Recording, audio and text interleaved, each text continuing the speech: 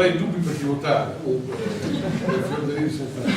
Marco Arti, personale e capogruppo.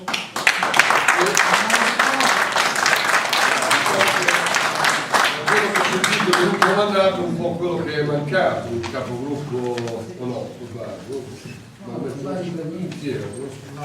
io non sono un grande parlatore, quindi mi presento, mi chiamo Marco Atti, ho 60 anni e sono nato a Sant'Agostino in provincia di Ferrara. Nel 2001 mi sono trasferito con la mia famiglia a Monterenzio e devo dire che ho fatto una buona scelta. I miei figli me lo confermano tutt'oggi. Volevo dare a loro la possibilità di vivere in un ambiente più sano, più naturale, e il nostro comune lo è nella realtà. Sono padre di 2 figli, sono sposato, sono padre di 2 figli, una ragazza di 25 anni e un ragazzo che fa 18 anni il 20 di maggio. I miei studi, dico grandi linee, insomma, i miei studi, io mi sono diplomato al liceo artistico di Bologna nel 1973, poi ho seguito i miei studi a Firenze, facoltà di architettura.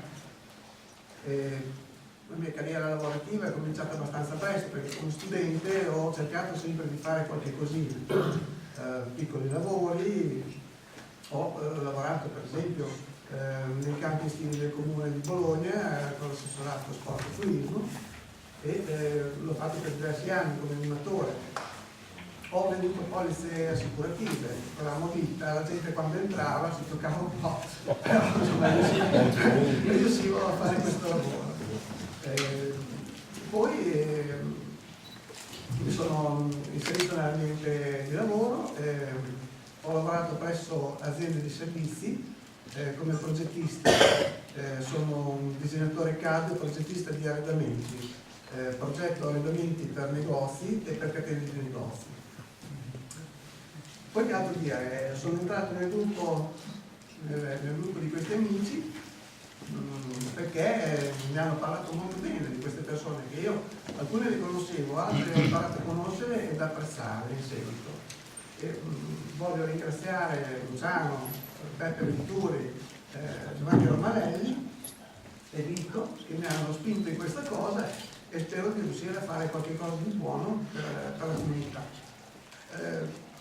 Ho una piccola passione, cioè io mi sono interessato un po' al territorio di Monterenzio, raccolgo informazioni sul nostro comune, informazioni che io metto a disposizione sul sito mio che gestisco e nel quale travaso tutto quello che trovo, storia, memorie, fotografie e cartoline.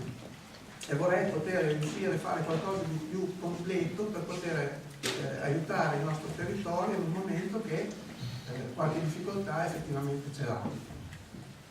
Spero di riuscire a fare bene questo lavoro. Poi qualcuno mi dirà no, così sbagli, ma così fai bene e io cercherò di continuare.